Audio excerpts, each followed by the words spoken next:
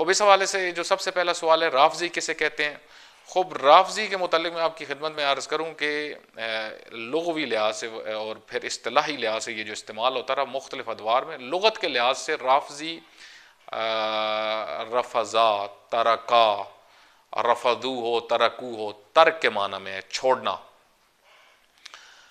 अच्छा, इस्तिलाहन किस माना में इस्तेमाल होता है। इस्तिलाहन मतलब मुख्तलिफ ज़मानों में अलबत्ता इसकी ताबीरात मुख्तलिफ रही हैं, लेकिन उमूमी तौर पे आप मिलल व नहल के उन्वान से जो बुक्स हैं, या अल फ़िरक के उन्वान से जो बुक्स हैं, या मसलन मकालातुल इस्लामीयीन अबुल हसन अशरी की बुक है जो फ़िरक़ों के ऊपर है, इसी तरीके से और बुक्स जो फ़िरक़ों के मौजू पे लिखी गई, तो उनके अंदर शिया को मसलन जो ये नुक्ते नज़र रखते हैं कि बाद अज़ रसूलुल्लाह सल्लल्लाहु अलैहि वसल्लम हज़रत अली अलैहिस्सलाम उम्मत के पेशवा हैं, और ये नस्स कुरान से साबित है, जो इस नज़रिए का कायल हो और खुलफा से इजहार बराअत करता हो, इसको उन्होंने बुक्स के अंदर लिखा है कि ये राफजी है। खूब उमूमी तौर पे बहुत सारे अहले सुन्नत जब वो शिया को रद्द करते हैं तो रवाफिज कहते हैं, ठीक है। और आजकल ये लफ्ज़ जो है वो ज़्यादातर मिर्ज़ा साहब यूज़ कर रहे हैं राफजी का, इस वजह से ये मेरे ख्याल में ये बात ज़्यादा सवाल पूछा जा रहा है। देखिए, इस उन्वान से मैं आपकी खिदमत में अर्ज़ करूँ कि उमूमन तहकीर के लिए इस्तेमाल किया जाता है राफजी का लफ्ज़, शिया को राफजी कहा जाता है। जिस तरीके से अबू तुराब अमीर अल मोमिनीन अली इब्न अबी तालिब अलैहिस्सलाम को एक यानी फ़जीलत के तौर पे पैगम्बर ग्रामी ने उनकी तरफ ये निस्बत दी थी, लेकिन बनु उमैया ने इसको तहकीर के लिए इस्तेमाल किया, और इसी वजह से वो शिया को तुराबी कहते थे, शिया को तहकीर के उन्वान से। और हज़रत अली अलैहिस्सलाम को भी जब नऊज़ बिल्लाह में ज़ालिक उनकी तहकीर और तौहीन करते थे तो यही लफ्ज़ इस्तेमाल करते थे। तो यहाँ से पता चलता है कि बाज़ माना अपने लिहाज से उनकी एक हैसियत होती है, लेकिन मुमकिन है कोई उसको तहकीर के उन्वान से इस्तेमाल करे। खूब राफजी इस्लामी तारीख़ में ये जो ताबीर इस्तेमाल की गई है, उमूमन किताबों के अंदर जो लिखा गया है कि ज़ैद बिन अली बिन हुसैन, यानी इमाम ज़ैनुल आबिदीन अलैहिस्सलाम के जो बेटे ज़ैद थे, उन्होंने ये ताबीर सबसे पहले इस्तेमाल की अपने पैरोकारों के लिए। ये उमूमन किताबों में लिखा हुआ, आप नेट पे भी अगर सर्च करें तो लिखें राफजी, तो ये ताबीर सामने आ जाएगी। अच्छा, उसमें क्या हुआ कि कूफ़ी जो थे वो हज़रत ज़ैद के साथ थे और हुकूमत वक्त के ख़िलाफ़ ख़ुरूज किया था। तो जो तारीख़ में लिखा गया वो ये कि हज़रत ज़ैद के जो 7 लोग थे उन्होंने खुलफा से, खलीफे अव्वल व दोम से बेजारी की, जिस पे हज़रत ज़ैद नाराज़ हो गए, ठीक है। जब जनाब ज़ैद नाराज़ हुए तो उन्होंने कहा कि हज़रत अली अलैहिस्सलाम तो इस तरह की बेजारी नहीं करते थे, तो तुम लोग क्यों कर रहे हो। तो इस बात पे वो कूफ़ी नाराज़ हो गए और उन्होंने उनको छोड़ दिया। तो हज़रत ज़ैद ने फरमाया रफ़ज़ूनी, तुम लोगों ने मुझे छोड़ दिया है, ठीक है। अच्छा, यहाँ से एक बड़ी तादाद कहती है कि हज़रत ज़ैद ने यह ताबीर सबसे पहले इस्तेमाल की। बाज़ जो हैं कहते हैं कि ऐसा नहीं है, बल्कि ये असलन ये उधर लफ्ज़ इस्तेमाल ही नहीं हुआ, बल्कि हुआ यह था कि हज़रत ज़ैद को कूफियों ने उनसे बेवफ़ाई की थी, ठीक है। बेवफ़ाई की जिस तरह उन्होंने दूसरे आइम्मा अलैहिमुस्सलातु वस्सलाम, मसलन ख़ुद इमाम मुज्तबा अलैहिस्सलाम से उन्होंने बेवफ़ाई की, कूफियों ने इमाम हुसैन अलैहिस्सलाम से बेवफ़ाई की, इसी तरीके से इमाम अली अलैहिस्सलाम से बेवफ़ाई की। तो कूफी अमूमन अपने लीडर्स के साथ बेवफ़ाई करते थे, ये उनका मिजाज था, जिसकी तरफ उस वक्त के अरब अमूमन ये बातें करते थे, और इमाम हुसैन अलैहिस्सलाम को भी कहते थे कि वो बेवफ़ाई करेंगे। तो बाज़ उलमा और मुहक्किकीन कहते हैं कि वहाँ पे ऐसा कोई कज़िया नहीं हुआ, कोई मसलन हज़रत ज़ैद ने ऐसी बात नहीं की कि रफ़ज़ा वाली या रफ़ज़ूनी। तो इसका जो तारीख़ी शाहिद मिलता है, अथेंटिक जो एक मिलता है, बाज़ मुहक्किकीन ने जिसकी तरफ इशारा किया वो ये कि सबसे पहले मुआविया बिन अबी सुफ़ियान ने इस्लामी तारीख़ में जो ख़ुतूत मिलते हैं उनमें ये एक ख़त में उसने लिखा था अमर आस को। वो ये लिखा था कि मरवान बिन हकम जो हैं ये और इसका पूरा ग्रुप राफजी है। क्यों? क्योंकि इसने हज़रत अली अलैहिस्सलाम जो उस वक्त के हाकिम थे उनके ख़िलाफ़ इस ग्रुप ने बगावत की थी। तो ये लफ्ज़ राफजी इस्तेमाल किया। मतलब यहाँ से पता चलता है ये एक सियासी टर्म होती थी कि अपने ज़माने के हाकिम के ख़िलाफ़ जो बगावत करेगा उसको राफजी कहा जाता था। अच्छा, शिया को उमूमी तौर पे जो राफजी कहा गया वो इस वजह से क्योंकि शिया किसी हुकूमत को भी कबूल नहीं करते थे, और ये शिया की आइडियोलॉजी में था कि सिर्फ अल्लाह के बनाए हुए इमाम या उनके नायबीन, ठीक है, उनकी हुकूमत को कबूल करेंगे और उनकी हुकूमत ही शरई हुकूमत है। इस वजह से ना अब्बासियों की हुकूमतों को कबूल किया, ना बनु उमैया की हुकूमतों को कबूल किया। अच्छा, अब अब्बासियों ने और बनु उमैया ने शिया को जो वो ताना देते थे और रिजेक्ट करते थे वो ये कि ये राफजी हैं, तर्क करने वाले हैं। अच्छा, यही फिर चीज़ अहले यानी हदीस की कुतुब में आपको नज़र आएगी। हदीस की कुतुब में रिजाल के अंदर किसी शख्स के रिवायत को अगर चेक करना हो तो उसमें अगर वो राफजी मसलन उनके नज़दीक साबित हो जाए तो उसकी हदीस को रिजेक्ट कर देते हैं। राफजी किसको कहते हैं? वो कि जो खुलफा से बराअत का इजहार करते हैं। खूब, इसमें फिर वो तकसीम भी करते हैं, जिस तरह शम्सुद्दीन ज़हाबी ने अपनी एक बुक के अंदर ज़ाहिरन मीज़ानुल एतदाल के अंदर उन्होंने एक तकसीम की है कि शिया की भी दो कैटेगरीज हैं, एक बिद्दत कुबरा वाले हैं, एक बिद्दत सुगरा वाले हैं। अच्छा, बिद्दत सुगरा वाले वो कहते हैं वो हैं कि जो हज़रत अली अलैहिस्सलाम की इमामत को कबूल करते हैं बाद अज़ पैगम्बर कि वही इमाम है, लेकिन खुलफा से पर लान तान नहीं करते।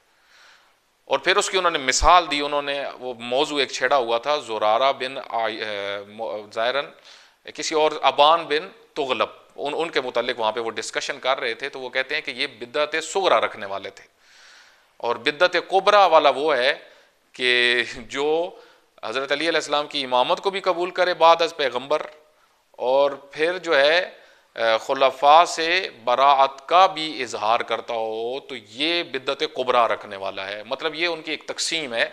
यहाँ से आप अंदाज़ा लगाएं कि फिर आगे पूरा तरीक़ेकार क्या होता है। राफजी इधर से फिर राफजियों की तकसीम भी करते हैं।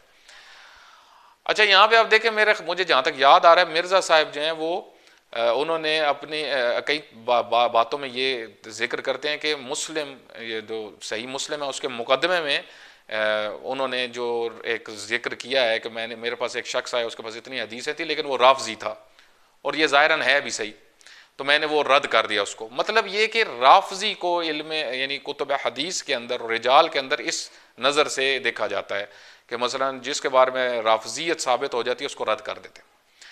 अच्छा, अहले बैत अलैहिस्सलातु वस्सलाम का जो बड़ा मुहिम टॉपिक है यहाँ पे आता है वो ये कि, और आखिरी बात में करके समेट दूँ कि अहले बैत अलैहिस्सलातु वस्सलाम के इस मुताल्लिक़ क्या नुक्ते नज़र था। देखें, अहले बैत के पास कई दफ़ा शिया आते थे, कई दफ़ा उनको इतला मिलती थी कि आपके शियों को राफजी कहकर तकफीर किया जाता है, रद्द किया जाता है। मसलन एक बड़ा मशहूर वाक़या है कि कूफा के अंदर एक काजी था, उसका नाम अबी लैला था। उसके पास एक शख्स को लाया गया बेउनवाने गवाह। तो काजी को ये पता चला कि ये तो राफजी है, मतलब शिया है।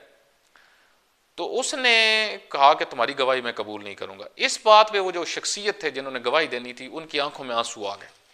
तो काजी कहता है कि तुम रो क्यों रहे हो, परेशान क्यों हो रहे हो, तुम ये अकीदा छोड़ दो तो मैं तुम्हारी गवाही कबूल कर लूंगा।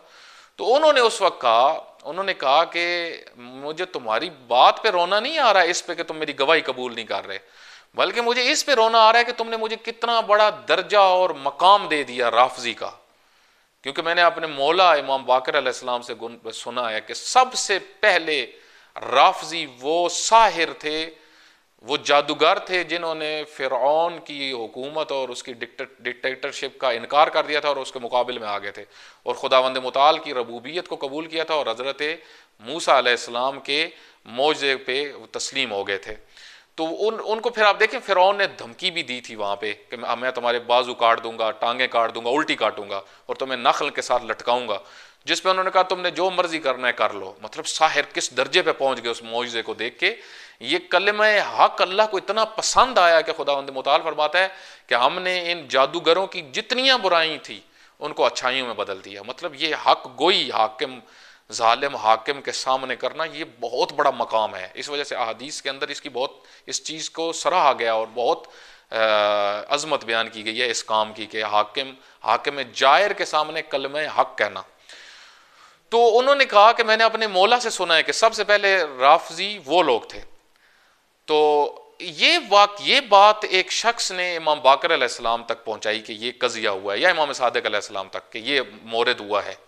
तो इमाम ने फरमाया, इमाम सादिक अलैहिस्सलाम ने फरमाया कि खुदा की कसम अगर उसके गुनाह आसमान और ज़मीन से भी बड़े हों, अल्लाह इस बात की वजह से जो उसने उस काजी के सामने ये बात की है, अल्लाह उसके सब गुनाह माफ कर देगा। मतलब ये इतनी बड़ी बात उसने की है। ये वही हक गोई है, जालिम हुक्मरानों के सामने कलमे हक कहना, जालिम काजियों के सामने कलमे हक कहना। एक शख्स एक दफ़ा अबू बसीर इमाम बाकर अलैहिस्सलाम के पास आए और परेशानी की हालत में उन्होंने कहा, मौला हमारी तकफीर की जाती है, हमें राफजी कहा जाता है। तो हज़रत ने फरमाया कि देखो, सबसे पहले राफजी पता है, एक 70 लोग थे जिन्होंने फ़िरौन की हुकूमत का इनकार किया था और हज़रत मूसा अलैहिस्सलाम को कबूल किया था, और फिर वो हज़रत हारून से बहुत मोहब्बत रखते थे। इस वजह से उनकी कौम उनको राफजी कहा करती थी, उन 70 लोगों को। तो यहाँ से पता चलता है कि इमाम अलैहिस्सलाम ने फरमाया कि, और एक बाज़ हदीस में और रिवायात में ये मिलता है, हज़रत ने फरमाया मैं राफजी हूँ। इसको इफ्तिखार के तौर पे पेश किया। और यही आप देखें शिया की पूरी तारीख रही है, शिया ने जालिम हुकूमतों को कबूल नहीं किया, राफजी रहे हैं शिया। और अल्हम्दुलिल्लाह आज भी पाकीज़ा शिया राफजी हैं, मतलब जालिम हुकूमतों को कबूल नहीं करते, अमेरिका को कबूल नहीं करते, डिक्टेटरों को कबूल नहीं करते, और हकीकी राफजी हैं। अच्छा, यहाँ पे मैं एक आखिरी बात कर दूं, आप देखें बहुत सारे अहले सुन्नत को भी राफजी कहा गया है कि जो हज़रत अली अलैहिस्सलाम के फ़ज़ाइल पढ़ते थे, मनाक़िब पढ़ते थे, क्योंकि बनु उमैया की ये सियासत थी कि उन्होंने हज़रत अली अलैहिस्सलाम का नाम ख़त्म करना था। अब जो भी हज़रत अली अलैहिस्सलाम का नाम लेता था उसकी वो तहकीर करते थे, उसको राफजी कहते थे। अब यहाँ तक देखें कि इमाम शाफ़ई ने जब फ़ज़ाइल अहले बैत का जिक्र करते थे उनको राफजी कहा, तो उनका एक मशहूर शेर है कि जो अमूमन बयान, इनकाना रफ़दन हुब्ब आले मोहम्मद फल यशहद सकलान अन्नी राफजी, अगर हुब्ब आले मोहम्मद का दावा करना और इजहार करना से कोई राफजी होता है तो ए ज़मीन और आसमान, ए जिन्नो इंस गवाह रहना मैं राफजी हूँ। खूब यही मसला आजकल भी चलता है, आजकल भी ये बात होती है। तो अमूमी तौर पे अहले सुन्नत जो हैं, जो फ़ज़ाइल अमीरुल मोमिनीन पढ़ते हैं उनको राफजी कहते हैं, ख़ुसूसन नास भी उनको राफजी कहते हैं। अच्छा, एक और फिर इशारा मैं आपकी खिदमत में तहकीकाती उन्वान से कर दूं, इब्न खुल्दून ने रवाफिज़ के मुतालिक जो लिखा है, या जो मिलल और नहल की बुक्स में जो लिखा गया है, वो ये कि रवाफिज़ वो ग्रोह है जो खुलफा से बेजारी करते हैं और हज़रत अली अलैहिस्सलाम की इमामत को बाद अज़ पैगम्बर अकरम सल्लल्लाहु अलैहि वसल्लम यानी रसूलुल्लाह की दुनिया के जाने के बाद उनकी खिलाफत को कबूल करते हैं, हज़रत अली अलैहिस्सलाम को खलीफा मानते हैं। ये उमूमन एक राफजी का माना किया जाता है। तो बस खुलासा ये हुआ कि राफजी एक बड़ी तादाद में मुसलमान इसको नेगेटिव माना में लेते हैं, शिया के खिलाफ इस्तेमाल करते हैं, और अहले बैत अलैहिस्सलातु वस्सलाम ने इसको बेउनवान एक इफ्तिखार पेश किया है कि जालिम हुकूमतों को कबूल न करने वाला वो राफजी होता है। जालिम सिस्टम्स को, या आप कुल्ली तौर पे कह दें जो भी सिस्टम्स मशरू नहीं है, जो सिस्टम्स भी मशरू नहीं है, जो उनका इनकार करता है, उनको राफजी कहा